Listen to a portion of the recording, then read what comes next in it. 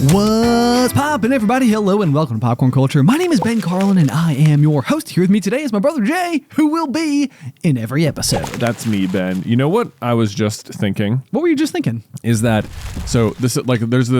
there are weird moments in our life where you and I will arrive at like the same situation over and over, and like we will use the same phrases to check with each other that we're ready for something. Yeah. Like it's often when we're about to film something and we're like just running through the checks. So like when we sit down for this one of us will inevitably ask the other one, "Are you ready?" And no matter what, it turns into the SpongeBob SquarePants theme song. Almost like without fail. It cannot be avoided at all. And then the other one is whenever we're sitting down on the main set to do a Super Carlin Brothers video, like the person behind the camera's job is to make sure that both the recording button on the camera has been pressed and appropriately, and that the light turns red, and that the button on the audio recording from the microphone has been pressed appropriately and it turns red, and there's batteries and everything's running appropriately. And we'll always say like double reds. Yeah, or like all reds. All reds. And it always turns into the scene from Ocean's 11 where Brad Pitt's character Rusty is like teaching like celebrities how to play poker. Yes. You're exactly right. And so it's like he's like the celebrity has no idea what his hand is. It's just all of his cards happen to be a shade of red. Right. So it's like, yeah. Right. He thinks he's got a flush. He doesn't understand what a flush is. Right. Because it has to be like all diamonds or all hearts, but not like... You don't want to raise. You want to fold. The other one we do though is is just like Rollin. Or what am I? Rollin. Yeah. It always reminds me of Schitt's Creek, where they like Eugene Levy's character is always like Roland, right? Like he's like the mayor of the town. Roland. Or there's alternatively the like they see me rolling, like the chameleonaire. Yeah. Or I will sometimes I don't think this is even from anything, but I'll just like be like, rolling on one, rolling on two, but I'll always say like rolling, and then I'll rhyme it in my head with Danger Dolan, which is just like I don't even know if he still makes videos, but it was a YouTube channel that just did like lists of things. It'd be like top 10 biggest holes in the world. Welcome to Danger Dolan. And it was like, the cadence just lines up so well with like rolling, Danger Dolan. Like it doesn't make sense. Doesn't apply at all. It wasn't even a thing from the video. Yeah. Well, I think the hilarious thing about this is that like our like brotherhood relationship, I feel like at times can be defined by these exact kinds of moments, because literally even the like, "Hey brother" that we start every episode with comes from Arrested Development, where Buster Bluth like always addresses all of his family members as like, "Hey brother." Like, I just said it in the Super Carlin Brothers voice. It's more like, hey brother.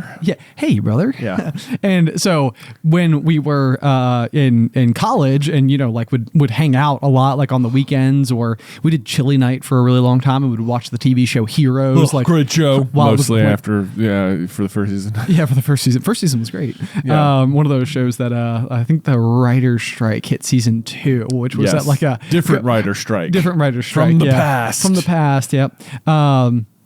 And then it was sort of like hard to like pick up the pieces from there or whatever. But yeah, like, so the end result though was that you and I would be on the phone with each other quite a bit, and we would watch Arrested Development and liked it. And so like every time you like would call one another, like we would answer the phone and just say like, "Hey brother," and it was like, that was like, long before Super Carlin Brothers ever became a thing. That was something that was like how we addressed each other. Yes, exactly. And then even the sign off, "See you in another life, brother," is from the show Lost. Yeah, which was like Desmond's catchphrase on the show. Yes, which is always one of those like funny ones where like the "See you in another life, brother." Like when we started saying it, it was closer to when like Lost had aired and seemed very obvious. But like I almost wonder now if anybody's ever like gone back and watched the show Lost and heard Desmond say it and be like, "Wait, that's the thing from the thing. That's the thing from the thing." Yes.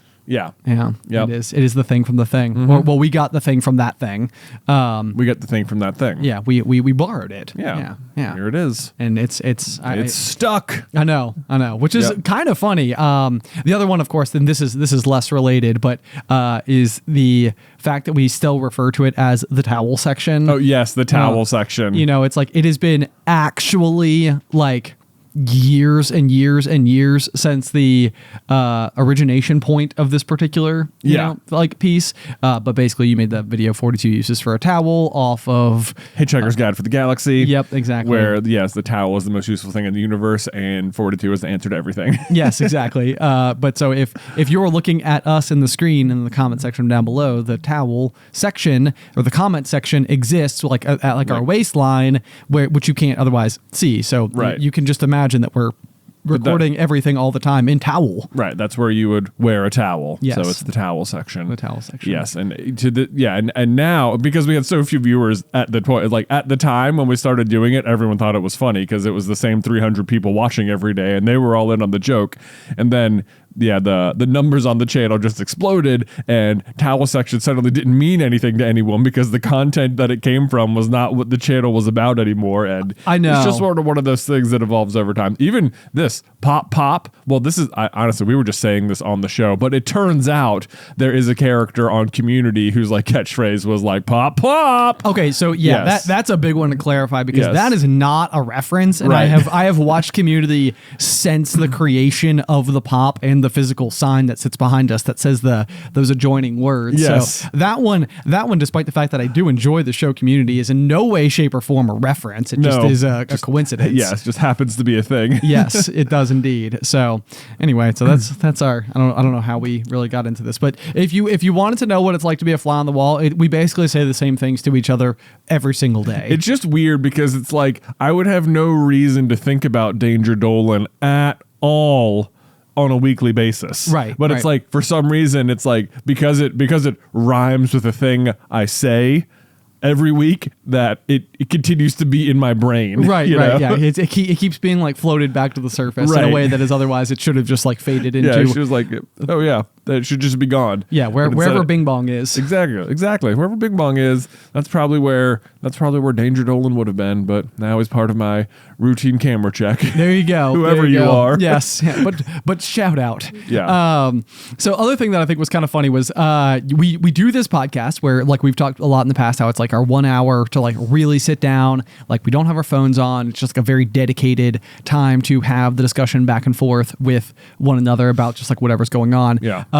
But what I thought was funny just this past weekend was that we went on a ski weekend trip with our younger brother Tyler. We did. And he was driving in. He's on the other side of the state from us, and so he was driving in separate. But you and I drove up together, and so like we're in the car together, you know, for like an hour and 45 minutes on our way from where we live to the mountains and everything. Yeah. And I was like, whoa, this is gonna be weird. Like, it's like, what does the conversation like look like when we're just like, okay, we're about to have the same length of conversation, approximately. Mm-hmm. However, now we're just in the car. Yeah, now we're just in the car. Yeah, we're just gonna have to find things to talk about without worrying about whether or not it's possibly entertaining to other people listening. Yeah. So what is the end result? So I know. I think we were like pulling out of like our like downtown parking lot area, and as we were doing so, I feel like that thought flitted through my brain a little bit. I was like, should we have brought the microphones just in case? We're just recording on the drive. Carlin Brothers on their popcorn on the road. Yeah, that would be so much fun. So if we ever have our tour, you know, like our multi-state national, tour, whatever. Welcome to the Popcorn Culch tour. It doesn't sound that great. The word Culch. Yeah, Culch. Popcorn. In other words, it's culture. Culture? The Popcorn Culture. That's not good either. Yeah. Popcorn Culture Tour. It sounds like it's if you just say Popcorn Culture Tour, it sounds like you missed one. Yeah. But it's like it's too bad because the wordplay feels like it's right there. I know. You know, like it should be doable. I know, right? We'll find it. We'll find it. It must be there somewhere. Mm-hmm. But anyway, yeah. So if we ever do that tour, we're just out on the road. We'll have our we'll just do a recording from the road. Just recording from the road. It's like a podcast that's outside. It's just it's a it's a podcast and it's outside. There we are. That's the whole premise. Yep. So anyway, we did go on a ski weekend though, which was our return to the mountain after 2 years away. And one of the things that I thought to be kind of interesting about it is there's the classic phrase like it's like riding a bike, you know. Yeah. And it's kind of one of those where I assume what that means is that like you never. I mean, this is the obvious interpretation. You just never forget. Like once you know how to ride a bike, you just always have it. Yeah. You know, so you can always pick it right back up. But like what does baffle me a little bit was like going up there, you know, I'm like, man, it's been a while. Like we're also getting older. The idea of like falling seems like a lot worse than it used to. Yeah. Like, you know, it's like I think for a while, like in my like early to mid 20s, especially like when we were skiing a lot, like, you know, season passes and stuff like that. I was like, I think I'm at an age, like I'm probably not going to be like really, really good, but I was like, I still think I could go enough to get quite good. And I feel like maybe there's a piece of me that's like, maybe at this point in time, my goal is to just maintain the level of good I already am. Right. Just in perpetuity and for always. Right. But as you know, as you're going up there and you're like, I mean, it's been 2 years, and the last time we went, you know, we went for like 1.25 days. You know, we didn't have like a ton of reps or anything like that. And then before that, it had been like 2 years since we went or whatever.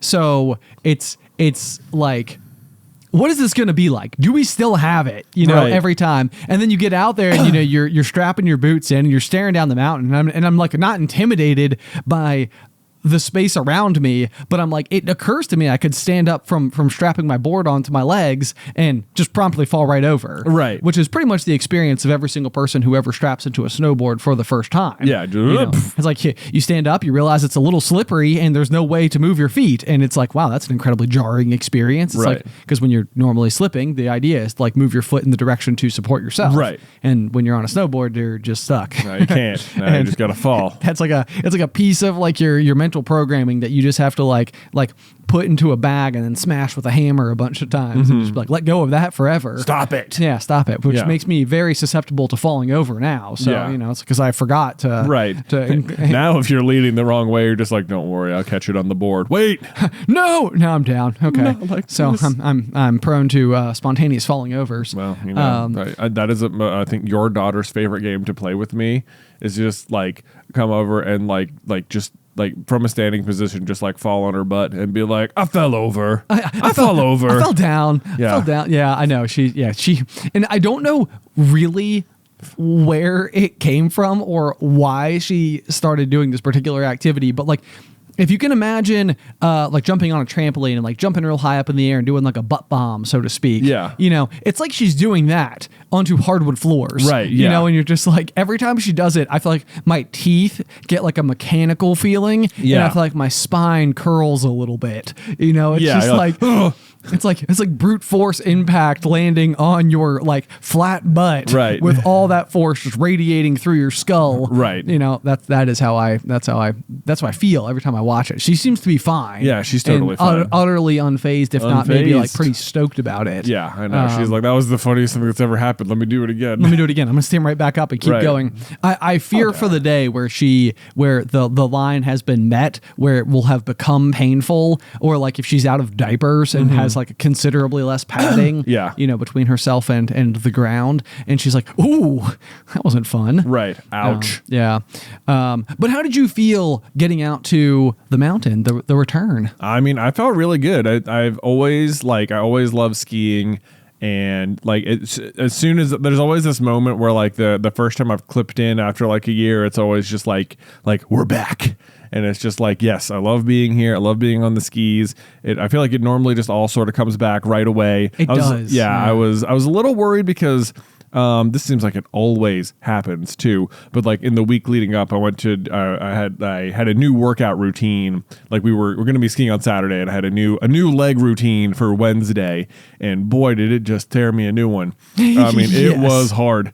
And I was walking around all day Thursday and Friday, just like, oh my gosh, my legs hurt so bad. This is going to be the worst, because like the number one thing about skiing is that, like, I mean, you're like in like a wall sit without the wall. You're just going down the mountain the whole time. Yeah. And so I was like, man, I am going to be burning alive at the bottom of the slopes. And like there were certainly times where I would get to the bottom and I would stand up and I could finally like unflex my legs and I would be like, I'm on fire. This is like, it is like, I bet if you touched me, it would be like 100 degrees. Yes, yeah. know? So when you say I'm on fire, you're not thinking like, wow, now that was a heck of a run. No. Like I am on fire. I mean, like my legs are like, I can tell they are physically warm, like with the effort of going down the mountain, which is not new to, you know, like my present age or something. You know, that would be how I would feel when, you know, we'd go in your 20s and we'd go down Cup Run and snowshoe, and by the end of the slope, it'd just be like, I'm not going to be able to stand. And then you get to the top of the ski lift and you're like, I'm fine. Everything's great. I'm fully recovered. And then you get 2 minutes down the slope and you're like, I can't move. Yes. It hurts. It does. But you just need like you need to get your mountain legs, you know? You gotta get your mountain legs. So it really wasn't a big deal at all. And it does always surprise me. I'm like, it just comes right back. It's just like, bam. And you're right. It's like, I don't think I'm at a point where I'm like, yeah, I'm really trying to improve my form and get better at skiing. It's like, I'm pretty much as good as I think I'm ever going to be, lest we for some reason end up moving to like Colorado and I find myself in a situation where I'm skiing multiple times a week for months on end. Yes, yeah. Just for pleasure. Right. And but it's like one of those where we go so infrequently where I feel like if I took lessons, I bet I could get better. Oh, true. Like, like with some coaching. Yeah. It occurs to me certainly there is tons of room for improvement, but we're up there so infrequently, and it's like, do I want to spend half a day doing this, or just sort of like, it's not like I'm not having fun in the meantime. Right. Yeah. Well, I think the thing that's funny for me is like I'll oftentimes get up and I'll realize right away, it's like, oh, okay, like you are actually still comfortable. Like all of this is still in your mental programming. Like, you know, you have all the rules, all the patterns and everything. Like, it's all still there. And then I'll have this like wave as I'm like going through, and I'll like, you know, be like making like little cuts and stuff as like we're getting down to the bottom of the first, like usually like a bunny slope that gets you to the lift that can then take you to the slopes you actually want to ride or whatever. And like I'll have this like little like wave of imposter syndrome where I'm like, well, you're cutting way too hard right now. It's like, let's be real, Ben, you haven't been on this thing in 2 years. Like, you don't have any business cutting like the way you're cutting. It's like, but I'm also doing it and everything is fine and I don't feel even remotely uncomfortable. And it's like, it's not imposter syndrome. It's just like, or maybe it is imposter syndrome, but it's like if there's skill underneath the fear that there isn't. You can do it. You can do hard things. Right, exactly. Like this thing. So yeah, that was cool. That was fun. Yeah, skiing was really fun. It was like somewhat not great conditions, I would say. Like, we were going up there, and you know, when we booked the trip, it was like, we are in the smack dab middle of February. It's good. Like, I've lived in Virginia my whole life, and this is cold time. Right. Like, it's gonna be freezing. And it was like, no, it's like 60 degrees and raining, which is not tremendous skiing weather, in case you're wondering. Yeah, not the best. Yeah, it creates sort of like a mashed potato-y type of snow that you're skiing in, which is just so thick and heavy. It is very thick. It's sort of like you'll go to turn and it's like your skis will like just caught a scoop of taters in them, and you're like, oh, hold on, let me pull that through here. Then you're fine. So we were semi-limited. It had also, I guess, because it had just sort of been warmer, like there weren't as many slopes open. So we were at Wintergreen, and there were maybe like one or two slopes we were sort of relegated to for the weekend. But as were, it felt like most of the other skiers on the mountain. Yeah. So this is like one of those things. I was kind of describing it to the office this morning, but like, I think normally you're able to, like build yourself up to like, you know, if you can go down the Black Diamonds, you have like company around you that is like also capable of going down the Black Diamonds. Right, yeah. And the end result is a far more like you're in a more challenging environment, but the other people around you are also much more predictable. Right. Like they like if you're going down, then you typically like know what you're doing on skis, and you know like mountain etiquette and stuff, and you're not out of control for the most part. And for the most part, there's usually not like a ski school of like 14 children all like, you know, simultaneously snaking their way down the mountain in giant sweeping turns. Yeah, as it were, like the one like black we had access to was fairly patchy at spots, and there were like to the point where like there were certain spots where it was like, yeah, everyone's gonna have to bottleneck through this like 6-foot passage. Yes. Right here, and then it'll open up a little bit more, but you're gonna want to dodge that section. And this is kind of covered in ice, so it was like you could go do it and you could have fun doing it, but it wasn't like you couldn't just ride that particular slope the way you would typically the way you wanted to. You were sort of forced into certain sections. Yes. And stuff. Yes. So that was all right. And then in the meantime, we were just on a nice, good long blue where you could pick up some speed and you could have some fun and go back and forth and, cut and turn and all that. But sure enough, that's also where like the ski schools were. And yes, sometimes you get to the bottom and it's like, there's a pretty long little slow zone there. And there's people of varying skill. And some people are just, they're just out of control. And, it's not their fault they cut you off. They're just, they're just, trying to not fall. And, right. Yeah. But ultimately really fun. Loved being back on the skis. That was a blast. It was a lot of fun. It definitely, I feel like it almost like brought the like itch back to me a little bit. But then the other big thing for me was that I feel like I woke up this weekend and I was like, man, I got to have so much fun this weekend that I'm like, it was such a like odd kind of realization to like have dawn on you. Yeah. But it was like, you know what? I could totally do a bunch of stuff like extra stuff today because I got to have so much fun over the weekend. And because I had all of that much fun, now I don't mind doing some of these other tasks that I'm like less interested in doing. I can be more proactive on these fronts. I can go ahead and knock out some of those tasks that I've been putting off. And I was like, wait a second, should I be doing more things that are more fun more often? Like, is this probably. I think like it's the hardest thing for me to do in everyday life is prioritizing like enjoyment, right? Which sounds kind of depressing and sad and like, but like it becomes so a part of like your everyday like sort of mental routine, like where you're going to be, when you're going to be there, who you're going to be with, like you're kind of like slating out your expectations. But I think a lot of that can oftentimes then mean that like you're not carving time for just pure recreational fun and enjoyment. Right. So I found it to be quite the revitalizing weekend. Well, that's fantastic. Glad to hear that. Yeah, it sounds like maybe you need to schedule in some more fun into your life in general. Dude, why is it like do you struggle to know what you think will be fun?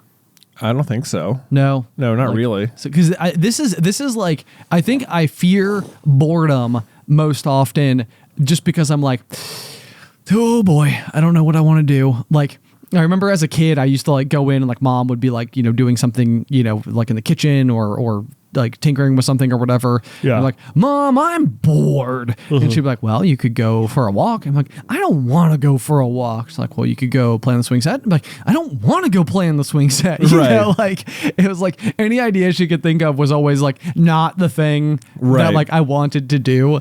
And I oftentimes think that this is like what happens at like 2:00 on a Sunday afternoon. It's like, what do I do with myself? I know. I think sometimes I'll get to the point like what can be difficult for me is that sometimes like in my regular just like living life, I'll be I'll go break down a box that came in the mail and I go like throw it in the garage and I'll like notice like, oh, there's a big old pile of cardboard out here or something. Gonna have to go to those dumpster holes. I'm gonna have to go to my dumpster holes at some point. And but it's like in the moment I'm like, I know this is a thing I need to do eventually. It's clearly right now it's not the moment, but it does need to be done at some point. But then like roll around, 2:00 on Sunday. It's sort of like, all right, I've got some free time. The kids are like down for naps or quiet time, and Beth is just chilling on the couch, and I have nothing to do. And it's like part of me is like so bad, like I just want to go like sit down and like play some video games or just whatever. But then I'm also like, but now you keep putting off this task of like breaking down the cardboard, and now that you got some free time, now would probably be a good time to do that. Because like for some reason there's like certain chores that it's like it doesn't seem like, well, even because like even it's not like I'm not doing other chores, it's like the trash fills up, it's like, yeah, I gotta go take the trash out. It's like no one would be like, well, now's not really a good time to do that because we're in the middle of other things, right? But it's like for some reason this kind of task is like it's not like sorry, I can't help right now, now I'm doing this, which has to be done. I'm breaking down the cardboard. And it just sort of gets like this, like, it's like an extracurricular chore or something. It's like, it's not a chore that has to be done at any point. It just eventually you should do it. Right. Yeah. Otherwise, for convenience sake. Otherwise, the garage will just slowly become like a giant pile of cardboard. Exactly. Yeah. And I don't know what the line is between like the like extracurricular chore versus like, no, you need to do it right now kind of chore. Yeah. So this is probably like the pockets of time that I oftentimes find myself in, where like I think I am at my best when like the scheduled free time is such that it completely removes me away from any additional tasks that need to be done. Yeah. Like I think probably part of the problem for me is that this in some way means that like my home is not necessarily the best environment for me to have fun inside of. Right. Because almost always it'll be like let's say there's even like a 1 hour swath of time. It's like, okay, I got like a hole here. Yeah. Like, Addie's down for a nap. Allie is doing something important to her. You know, it's like, okay, I have an hour. I could do something fun. But before I have fun, I should probably pick up like the entire living room, wipe down the countertops, and take out the trash. Right. And then it's like, because otherwise, like what, I might come back and Alice will be like, well, geez, did you have fun out there doing that? Because it's a disaster in here. Yeah, precisely. Right. It's like I gotta be like one step ahead of that potential outcome. Right. But then there's like sort of this other thing that can happen where like I think like I don't know, like whenever I've made like automotive upgrades or something like that, it's like my vehicle, which I don't do that many of, but like, it's like one of those things where sometimes you'll add like one shiny new part and then all of a sudden you're like, now that I added the shiny new part, all the old parts look kind of old, and then you're sort of like, I should probably like fix those too, right? Right. But the same is also true for cleaning, where it's like, okay, so I cleaned, the living room, dining room, kitchen area, which in my house is all sort of like connected. There's not like a lot of, so it's like they all sort of like are treated as like one big open space and area. Yeah. But then like on the peripherals of those, I've got like a downstairs bathroom and like my laundry room / pantry area. And or like the stairs themselves, because the stairs, I don't know if this happens in your house, but they end up being like a landing zone for like, oh yeah, for the past 3 days we took our shoes off and then we like put them on the stairs and then we wore other shoes and then those shoes also needed to be put on the stairs, and so now there's like jackets and shoes and other miscellaneous items from Addie's bedroom that have been like taken downstairs that are now here. It's becoming a pile. We have a shoe basket, so there you go. Yeah. That's smart. Yeah. But yeah, so like a lot of times what'll happen is be like, you go and clean the living room and you're like, but I can see the dining room. The dining room's still kind of a mess, so I'll clean that. And then you clean the dining room and you're like, but then the kitchen, there's like still stuff on the counter. It's like, I'll clean those. And then you're sort of like, man, well, while I'm over here, may as well like tidy up the laundry room, and then like, so it just goes from like one thing to the other. It's like once one space is clean, the nearby adjoining space being dirty, it's like, well, now that's unacceptable. Yeah. It was fine before when the other space was also dirty because they sort of matched. Right. Yeah. They were like, they were both equally filthy. Right. But I can't like leave like a pile of filth when I just cleaned everything else over, right, over like, here. Come on, I was in the zone. Why didn't I just finish the zone? Right. Maybe this will like lead, how like open concept houses have been like a thing for such a long period of time. Yeah. The genuine curiosity in my mind is whether or not like walls are going to like return as like extremely in. Right. It's like there is nothing better than division of spaces. It's like you don't need your living room, dining room / kitchen to all be like one big like whatever. It's like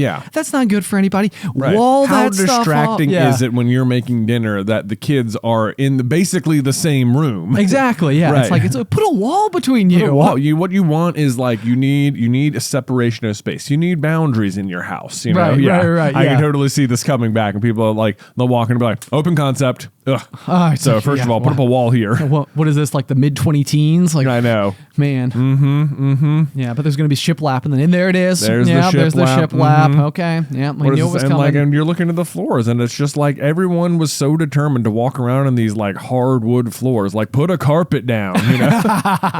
Man, that hurts. That hurts to think about. I'm a big fan of hardwood floors myself. You know what? I am a fan of hardwood floors in certain rooms of the house. I'm fairly certain. yeah, that we've discussed and I think we possibly have. disagree Yeah. on this, because you like a carpeted bedroom. Yes. Yeah. It's like, because then it's soft and you're barefoot in there all the time. Yeah, I guess that's true. Yeah. It's true. It just also feels like an accumulation space for filth. But I don't know. I have a carpeted bedroom, and that's just not true. You know, it's an accumulation. That filth I'm going to call Culch. Culch? It's a throwback to earlier. That's where the Culch comes in. That's like the stuff that lives in your carpet. Culch. No, I enjoy Carpet the carpeted. mulch. I enjoy carpeted bedrooms. I think bedrooms should be carpeted. Wow. Yeah. You heard it here first. Yeah, that's right. That's right. Now, this is the interesting thing, is that what my wife wants to do, or has brought up before, is that on top of the carpet but under the bed should also be a rug.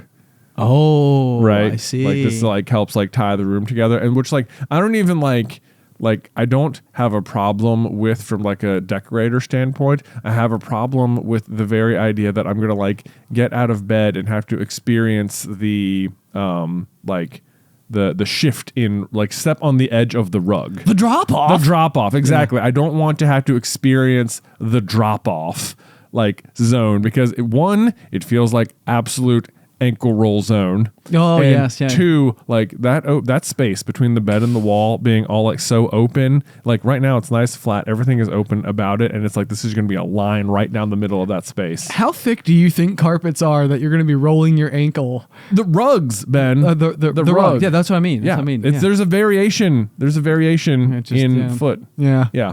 I don't want to even have to feel that under my bare foot, that there's a level drop off. I got you. It's like, it's so unappealing to me. Like, I don't like it at all. This is hilarious. But I think that I don't think I have very many like feelings about like my direct interaction with the floor. I don't think that ever really is something that I contemplate. That's because you have hardwood floors. Which is the superior floor, therefore No. you never have to worry about it. No, because you're just so used to it being terrible underfoot. You don't know that there could be better. You haven't experienced the truth. There you go. All right, well, I'll just leave it that way then. Yeah, yeah, do it. Yeah. Your bedroom sounds amazing. Culch-free environment. Culch free. Sounds like free of everything except a bed. Yeah. From what I've heard you say. No, it is. That's the other problem too. So, because Alice also likes a like an area rug to go underneath the bed, and it's like one of those things where the big problem is the sheer size of the bed. There is no way to physically like. You know, in like our downstairs, for example, if we wanted to put a rug under a dining room table where there is one, like you can physically pick up the dining room table, carry it into a different room so that you can like move and reposition the rug in like every which way that you would like to. But like in order to put a rug underneath our bed, you would have to like disassemble the bed, like move the mattress, like which is so heavy and dense and awkward and large. You'd have to like slide it into like the upstairs hallway, so that you have the ability to like put anything. This is also part of my like resistance to the rug, is that like part of me is like, you know what, it might be worth, maybe I'm wrong, maybe it won't be such a tripping hazard, but it's like I'd be willing to try it, but even the act of trying it will require so much effort to like I feel like I would need like a team of people there to like lift the bed so we could like roll the rug under real quick, and then like have it set up. And it's like, what if we go to all that effort and then I'm right about the rug and I hate it?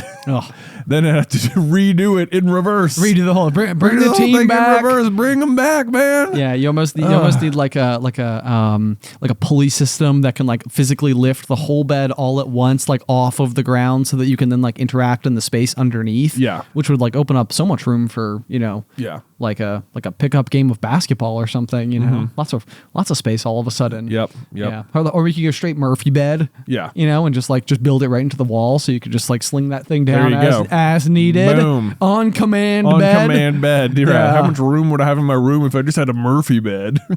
That'd be amazing. I don't know what life would be like in a permanent Murphy bed situation where I would like wake up every morning, make my bed, and then like close it into the wall. Oh man, it's probably, I feel like it's mostly like city living kind of situations. Yes. Yeah. What is Murphy bed like? I'd be curious, or Murphy bed life like? I'd be curious if anybody listening right now is like, I do a Murphy bed every day. It's the best. Because normally it's like the reason you have a Murphy bed is like as a space saving thing. Yes, of course. Right. Yeah, But it's like, this is one of those things where it's like, well, people normally do it for saving space. So like, if you don't need to save the space, why would you do it? But it's like, you know, in regular homes, it's not part of it. You just have a freestanding bed. But Right. It's like, is there not some like logic to like, well, but what if you could have like, what if you don't, even though you don't need to save space, it doesn't mean you couldn't save that space. Right. Like, yeah. don't you still stand to benefit from the extra space of your bed being hidden during the day? Yeah. Or something? Like, I don't know that I would. I don't know, like, what I would set up in the middle of my bedroom if my bed just folded into the wall, or if it would just feel more open or something. Well, you know, the biggest thing to me is that like when we had, not even really when we had Addie, but like then shortly after, like when we eventually needed to like put baby gates because she was crawling, like to like close off like the stairs and everything, is that underneath our bed is like the zone where all dog hair goes to live. So like we have Indy and Chewy in the house and they both shed a lot. And so it's like one of these things where like forever my least favorite part, because our bedroom is so small that like all underneath our bed is like built in, like we bought a bed that specifically has like built-in underbed storage, which is like my closet, effectively. So there's all these like really big drawers, which also means you don't have regular access underneath the bed. That means that like once every like, I don't know, 2-3 months, you go through and you pull each of these giant drawers out to discover just like a truly horrifying sight. Man. Like more Culch than you ever wanted to see. More Culch. Yeah. And so in a perfect world, I would love a scenario where I was able to just like, again, you know, have my bed go completely away so that I could just regularly clean this particular space. And I used to think that it was because the dogs had the ability to come upstairs and, you know, subsequently like sleep on the bed during the day while we were at work or whatever. And, you know, they were like leaving dog hair. But now they're not even allowed upstairs at all. And it's still all up there. Man. I'm like, I don't know where this is even coming from. Oh, Is it man. just trudging all around us? Dander floats to the top. Apparently. Dander lands on top. Yeah, there you go. That's like the parody of Ballad of Songbirds and Snakes. Snow lands on top. Yeah, I like it. I like it. Obviously not. No, not so much. Anyway, that's probably enough dust conversation for one day. Suppose, you think we properly covered it? I think we have probably, just like dust. Yeah. properly covered. Yeah. Transition? Transition.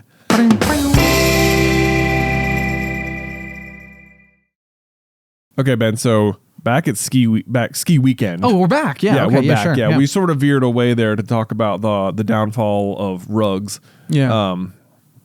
But what I found hilarious about this weekend was the like stark and hilarious contrast in the amount of stuff that was required for just you, me, and Tyler. It was like, extremely funny. I mean, yes. Like it could not have been more like, well, definitely a bunch of dudes planned this. But like in a way that I would say has like not been true about the way that I would go about coordinating trips under any circumstances for the entirety of like trips that I have ever planned ever. Yeah. But like this is like one of those situations where we're leaving work like after work on Friday to drive up and basically get, you know, like kind of evening hours arrival where we will then be effectively outside of the home skiing all day Saturday to then wake up Sunday, grab some breakfast and drive back home. So like it's not a highly like elaborate set of things that need solving, especially because you're otherwise at a resort that has restaurants and food. Right. But like typically when I would go on trips, I would go through and like, you know, get all the necessary groceries to like stock a fridge and have all these like fun vacation only kinds of like specialty occasion snacks and like whatever. And this was like, it was kind of the funniest thing ever. Like we left work, we went to like the nearby grocery store, we spent like $45 on like, you know, bananas, cereal, half a gallon of milk, a bag of chips, a tube of toothpaste, and like maybe a few other like a case of water, some like odd mitts, you know. And so like we get up there and we're like, all right, get all the groceries inside. It's like I was like 2 bags. Yeah, I think so. pretty much got it all. So we did not have like very high requirements for anything that we needed to like do. Basically didn't need to pack that much clothes at all. I know. It was just like mostly just going to ski for like one day and then maybe the next morning. Right. So it just has where basically you need to like, and you have ski pants, and the ski pants are the same. Yeah. So it's like you just need different like base layer, and then everything else on top of that's going to be the same. Right. Yeah. Yes. I was like, okay, so got all that. Yeah. But like it's almost the type of trip that I could have packed for by using a single plastic grocery bag. Right. You yes. know, I was like, I probably didn't need to go grocery shopping. I could have just grabbed like a bag of cereal or a box of cereal from my pantry at home. Yes. Right. It's like, yeah.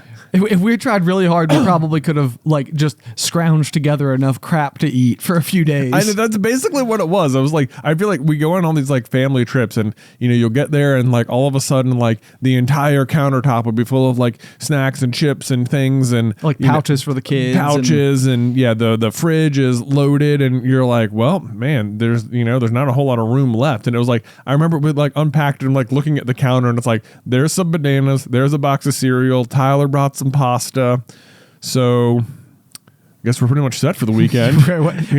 We will physically survive. But that was basically it. It was just such it was honestly like sort of like liberating as well. It was just like it was like the amount of stuff you don't need when you're not bringing kids was amazing. Yes. But like in a way that I think was so alternative. And this is what I mean too, because like I would say growing up, Mom did a really nice job of making travel like the time when we got to have like some of these treats that were like a little bit more reserved for these particular occasions. Right. So it was like we would go to the beach and Mom would have gone to like, Sam's Club and bought like fun things that we never have at home. And so then as I for me personally, as I aged into adulthood and started going on some of these trips for the first time, it's like I'm sort of like taking the leaf from Mom's book and being like, this is what it means. Like now I get to go do it and like find whatever fun things that are like the trip specific treats and whatever. And now like I'm super excited about that. And so that for a long time was sort of like what it felt like to be an adult to me. It was like, I'm planning my own trips, I'm booking my own accommodations, and I'm bringing all of my own like things and like, setting all my own reservations like once we're there. And, it's kind of like, it's so cool to be an adult. Like, I get to do all the stuff. Yeah.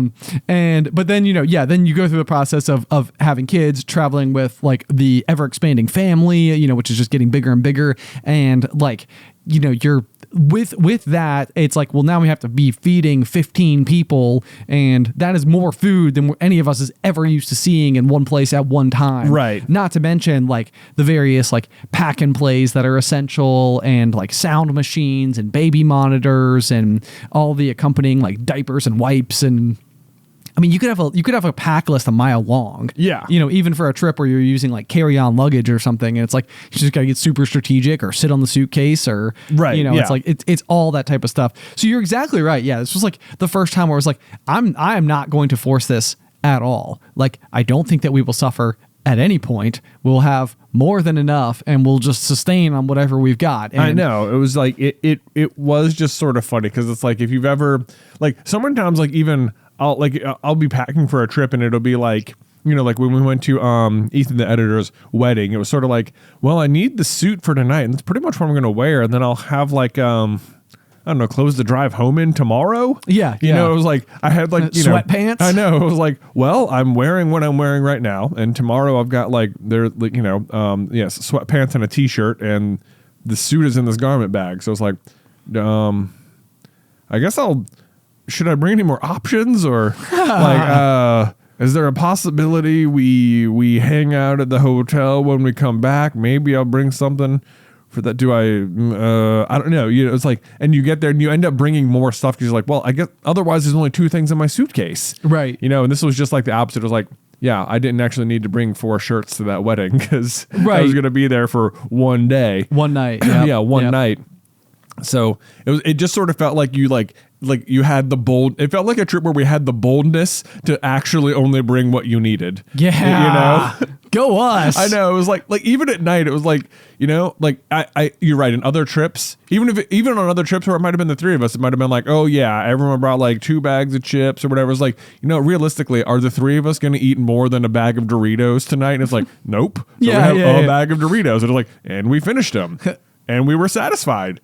great. You know, Done. right. The other thing that I found truly remarkable about this trip is that like we didn't, we got to the end of like our big Saturday day of skiing, and we're all like, we went to like a restaurant to eat. We all had these like amazing chili cheese bacon burgers and stuff like that. So where it was kind of fun because we all like sit down, we all wanted the same exact item off the menu. So we're like, even that was incredibly efficient. It's like, yep, we'll have these drinks and we'll have 3 of the exact same thing, and that's it. Yep, there you go. Like boom, bring them out. Yeah, and we did, and they were good. So we get back to the cabin though, or the condo rather, and like we're just sort of like looking for whatever entertainment we're gonna have that evening, and so we like pop on, like we don't have like a smart device or anything like that. It's like watch any of the streaming services, so we're like literally watching cable. Yeah, where on TV we find like Shang-Chi is going off, and The Eternals is up next, and I think The Eternals is all a movie that all of us were sort of like meh. Like, that was it happened. That was Marvel made that, so there's apparently these people are part of the MCU. We haven't heard from them again, but yeah, they seem important. They've been here the whole time. Quite literally, yeah.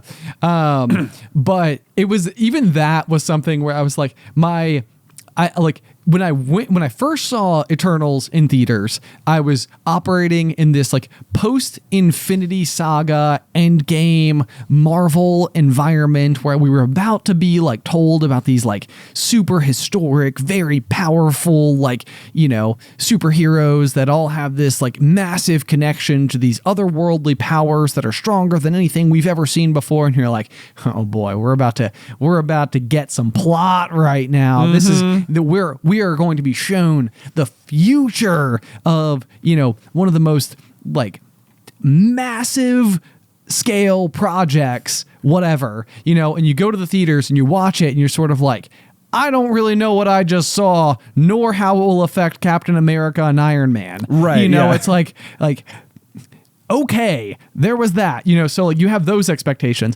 Then you have the expectations where it's 3 brothers who are exhausted from a day of skiing, full up on bacon chili cheeseburgers, and plop down on a couch with a bag of Doritos, watching The Eternals with commercials. Yeah. And I'm like, man, I'm so engaged right now. Yeah, man. Like, it's like, I can't believe I've ever doubted this film for all of its glory. And it's because my expectations, everything about how I was viewing it was like the context had changed so entirely. Right. And even that, it was just sort of like, the 3 of us have not historically had that many opportunities to go on like trips where it's just the 3 of us. I mean, I think it was the first time it was just the 3 of us. Right. Because otherwise, we would have grown up always going as like our family of 5 with our parents, and then we got out of college and had our relationships. So then if we went on trips, it was usually with our significant others, and then we had kids, and so then when you go, it's with all of them. And so it's like, this has never happened before, but it is also simultaneously just like tremendously glorious. So just a proper lads holiday. Good fun times watching the Eternals, or most of it. It's really long, especially with commercials. It's like, skiing all day. It just goes on forever. So yeah, at some point in time, I think say it's eternal. It is eternal. I was enjoying it though, but so at some point in time, I feel like I was like, my eyes were sort of like fluttering shut on me, like where they're doing that thing where you're like, they close a couple of times and you're like spring yourself back open, and then you're like, "Ooh, how long was I out for just now?" So I popped up and I was like, all right, well, I'm going to bed, and I look at both of you guys, and you're both like half lids, and I'm like, okay, we're all there. We're all on the same page. It's like all time to sleep. That's the best part about having extremely low stakes going into a movie viewing scenario, is that 1, you enjoy it more. 2, you don't really care if you just walk away from it. Right. Which we did. And we went to sleep, and then we woke up early and had coffee. Exactly. Fantastic. Good times. Finished off. Had a bowl of cereal. Yeah. I had one too. Yeah, nice. Your Raisin Bran Crunch. Raisin Bran Crunch, the best cereal. That was the other thing too, is that I was like, we're walking through the aisle, and you're like, well, I normally get Raisin Bran Crunch, and I know that we've talked about this before on the pot before, and this was another one of those moments in terms of preparation, where I was like, I don't particularly like Raisin Bran Crunch, but I'm definitely not bringing two boxes of cereal. Yeah. Let me tell you what we're not going to finish is 2 whole boxes of cereal. Yeah, so I was like, well, I guess I'll just eat it and it'll be fine. Yeah, and it was. Yeah. Was it glorious? Did it life-changing? No, I would say cereal? I would say it was fine. I prefer the crunch than the sort of like softer texture of the included raisins. Yeah, that's what you need. You need variety in textures in cereal. Yeah, I think the raisins in my mind just overwhelm or take away from all available what was supposed to be crunch. Nah, man, the raisins are the essence of the crunch. They're like padding for crunch. They take everything that made crunch good. Oh man, I love Raisin Bran Crunch. It's my favorite, and I'm the only one in my house who eats it. So we get like a big box, and it just lasts forever. Something tells me that this reminds me of you and a good buddy John ordering onion pizza. In college, where it would be like the very basic premise, because I know we've told this one before too, is that like everybody at college parties inevitably is like, we should order pizza, and then there's always sort of like but who wants to be the fool that actually has to like call it in, and even worse, use their card, because almost certainly people aren't going to pay you back. And people are like, I got some money, I'll give you, and then you don't get that money. Yeah, and then there's the then like, you know, the pizzas arrive. Usually like 2 hours later, because every party in the greater county area had the same idea. Exactly. Yep. And then you've got like 30 people there and like 3 pizzas. Right. And so it's like, wait a second, I just threw in like what, like $10 for this pizza? How much did everybody else throw in $10? Was it just me? Am I the one paying for these pizzas? And then all of a sudden one of them is onion. And nobody wants to eat the onion pizza. Exactly. And so there would be Jonathan and John with these like grins all over their face, just being like, ha ha. We like the onion pizza. So we were willing to place the order because now we get to eat it. Exactly. Everyone else gets to have one slice of pizza because there's that many people here. Right. But no one wants the onion pizza, so we just split it. More for us. At least half a pizza's worth. It worked every time, man. I know, but then so now I feel like I can see you having your bizarre little safe haven in your home, which is that's like, I like Raisin Bran Crunch. No one else likes Raisin Bran Crunch. This is all me time. Oh no! I mean, there's no doubt in my mind that at some point the children will come around. You think so? Oh, I think so. But it's also like it is of no bother to me at this point. Like if everyone liked it, we'd just buy more of it, you know? Oh, sure. There's not this college problem where it's like, I'm about to be out $50 for one slice of pizza. Yeah. You know? That's a good like, point. If I want more Raisin Bran Crunch, I'll just go buy it, you know? Okay. So there's no world where once the family adopts the Raisin Bran Crunch, you're not like, all of a sudden like, oh, kale and berries. It's dried kale. No, absolutely not. No. And wild berries from a tree outside. No, I'm hard committed. And sometimes I'll walk through and I'll be like, have I just settled on this? Did I just not experience enough other? And I'll like walk down the cereal aisle and I'll look at stuff and I'm like, no, this is all terrible. Why would you? I can't imagine a world where you choose any of these above Raisin Bran Crunch. It just doesn't make sense to me. Have you never had a bowl of Fruity Pebbles? I've had Fruity Pebbles, Ben. I've had Fruity Pebbles. I've had them all. I mean, it's we were cereal connoisseurs growing up. We were cerealers. Yes. Yeah, we were. Man, I'll think back to that. Like, I'll wake up in the morning and like it can be a challenge to be like, kids, what do you want for breakfast? Do you want cereal? I'll make you sausage. We'll do, we've got this or that or whatever. And they're just like, no. And I'm like, here I am offering you up all these options. When I was a kid, all I had was cereal every day. Yes, I know. Yeah, it wasn't like, what do you want for breakfast? Wasn't the question. It was, what cereal do you want? What cereal do you want? And it's not, do you want breakfast? It's, what cereal do you want? Yeah. And it was so much more effective because Yeah. all 3 of us ate cereal every day. But we didn't really mind it. It was exactly. Yeah. We didn't mind. Yeah. But see now, so that was the thing though. So like now as an adult,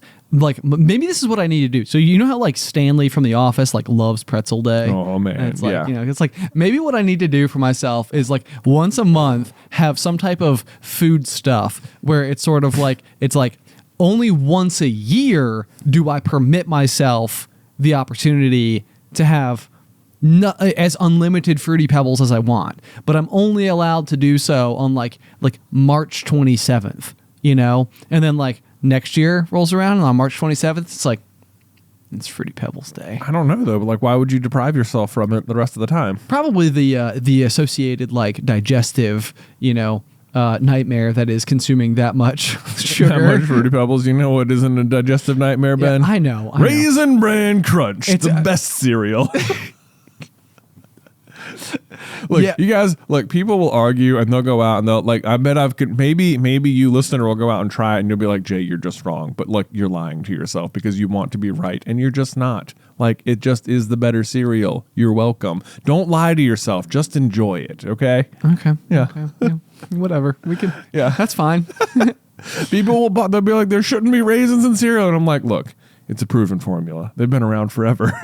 They've added crunch. No, the thing I don't understand about cereal, and this is true, is that I don't know how grocery stores are able to sustain so many different unique SKUs of different kinds of cereal. Like, you walk down the cereal aisle and there must be like 79 different kinds of cereal that you can buy, and it is like, it seems like some of them should have lost the war by now. Right, exactly. You're right. Like, who is still buying this one? But there must be entire households that's our favorite one. It's like, is it really? There's no way. Yeah. There's no way. And then there'll be like seasonal ones. We had like a Monster Mash cereal in my pantry for months. People didn't like it, turns out. That's too bad. So you didn't eat it in the meantime? No. I didn't eat it either. You didn't like it either? No, I didn't. Yeah. Oh, okay. I mean, it was just like glorified Lucky Charms, but not as good. Oh, So, okay. Yeah, whatever. There you go. That makes sense. I can see that. Mm-hmm. Yeah, I hear you guys out there with your Lucky Charms, like, oh no, it's definitely the best. It's not even close. I mean, not even close. I wouldn't go to war for Lucky Charms. I'm trying to think of what I would go to war for. Exactly, Ben. I so rarely eat cereal, though.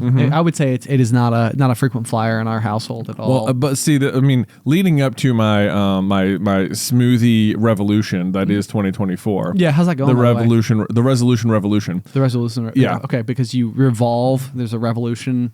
RPMs. Yeah, smoothies are taking it back. They're taking breakfast back. It's a revolution. You sound like a part of a cult. Like a really weird smoothie cult, like door-to-door salesman, but like for smoothies. And I imagine you having like a really cool briefcase that like, it's like, can I borrow a plug?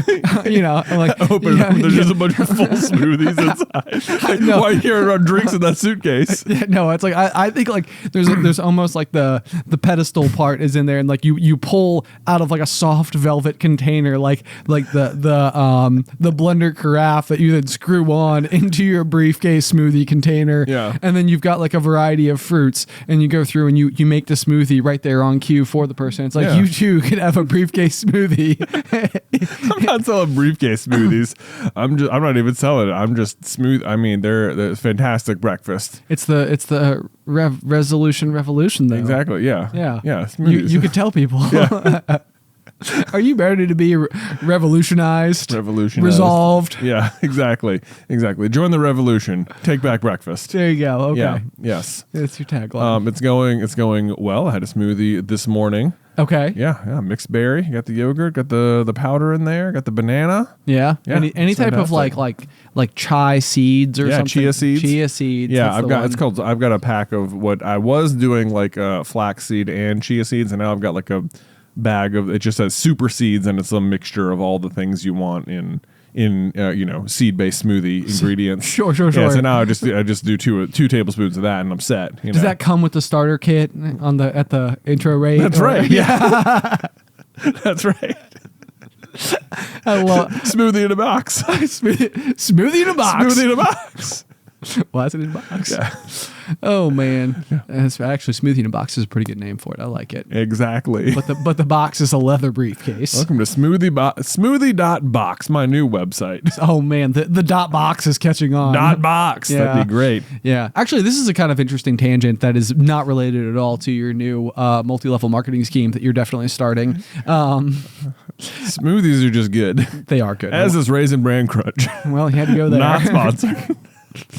But that's what I was eating for breakfast before the smoothie revolution. Okay, would you put a spoonful of Raisin Bran Crunch into your smoothie? It's not a bad idea, although it doesn't seem like raisins would smooth well. Yeah, they don't do many things well. Yeah, except add delicious flavor to your crunch. Raisins are an abomination. They are not an abomination. I'm getting your daughter some raisins the next time I see her. She's gonna love them. And there you go. There you go. There is nothing I'm less interested in than raisins. It is such an unappealing. At a New Year's party at your house, mind you, we were all enjoying a nice port together, were we not?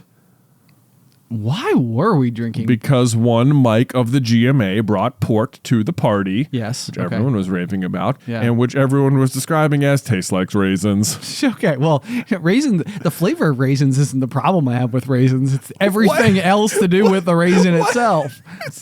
The flavor is the main thing. It's food.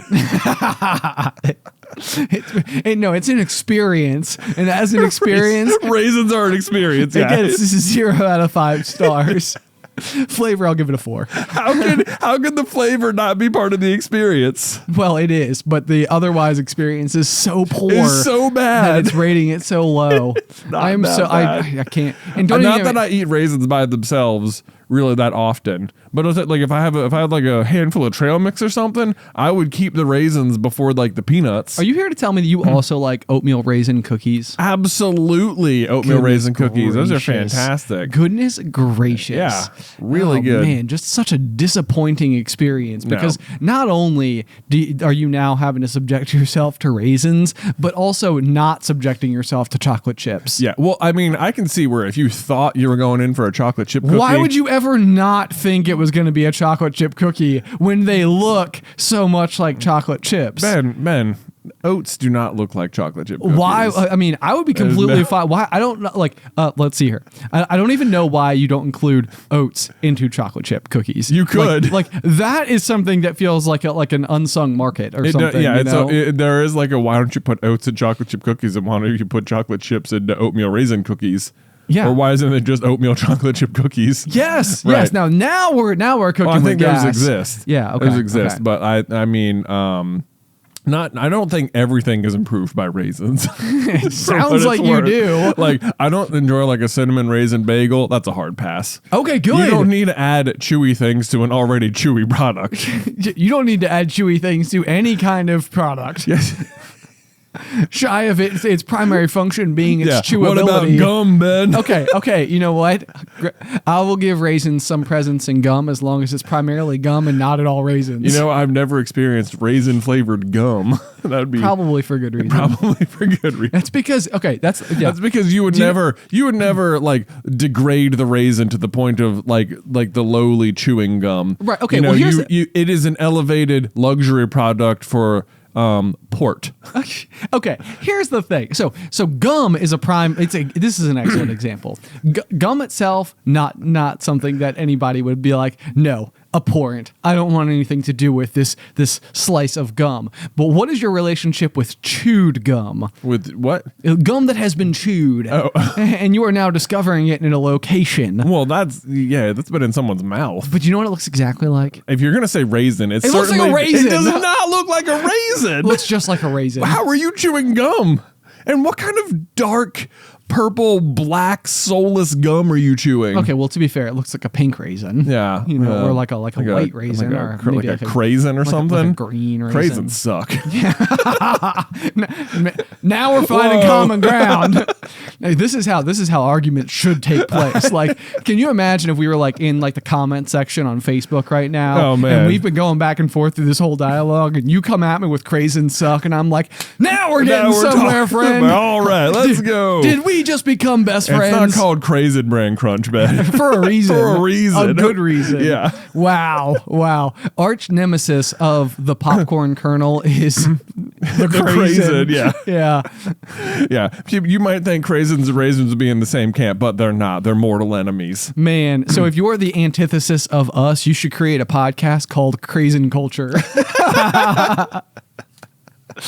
Oh, man. Oh, it sounds so dreadful. It does, yeah. And just rather unpleasant. No, yeah, I'm not here for the craisins. It's the general mouthfeel. Right, yeah. I mean, they have a worse mouthfeel than raisins for sure. They're more sticky. And less chewy. Okay. Yeah. Okay. Mm-hmm. So okay, this is like an interesting like string to tug on, is that like there actually is like like some kind of like, so do craisins get stuck in your teeth and that's the issue? Well, they get stuck in your teeth, and also you might Sorry, what I eat a Raisin over here?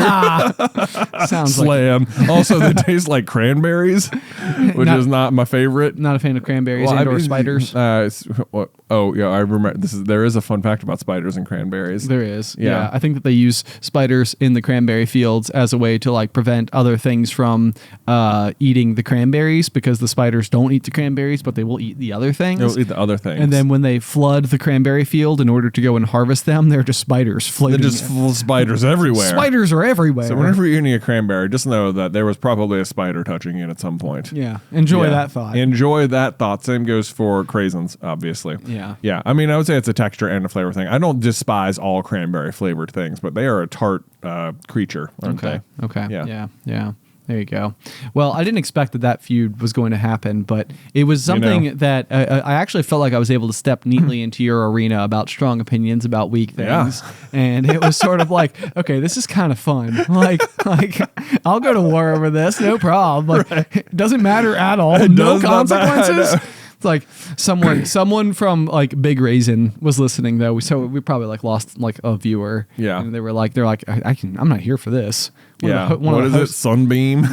Is that the primary? No, I don't even know. I can't even remember. What's the red box? What's with, the red box? Sitting on think it? It's like a sun terrible glowing. branding. Yeah. Is it Sunbeam? That's like the bread. Bread. Yeah, I think Sunbeam is bread. Yeah. Well, I don't know. Then there was like California Raisins. That was a thing for a while.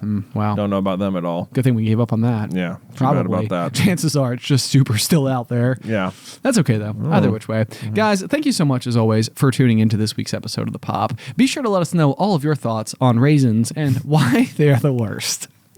Or the best. I don't think anybody's going to have that take. Yeah, I'm not eating just spoonfuls of raisins over here ever. Like just by themselves, they're a good mixer, you know. Yeah, I guess so. Yeah, they're like ginger ale.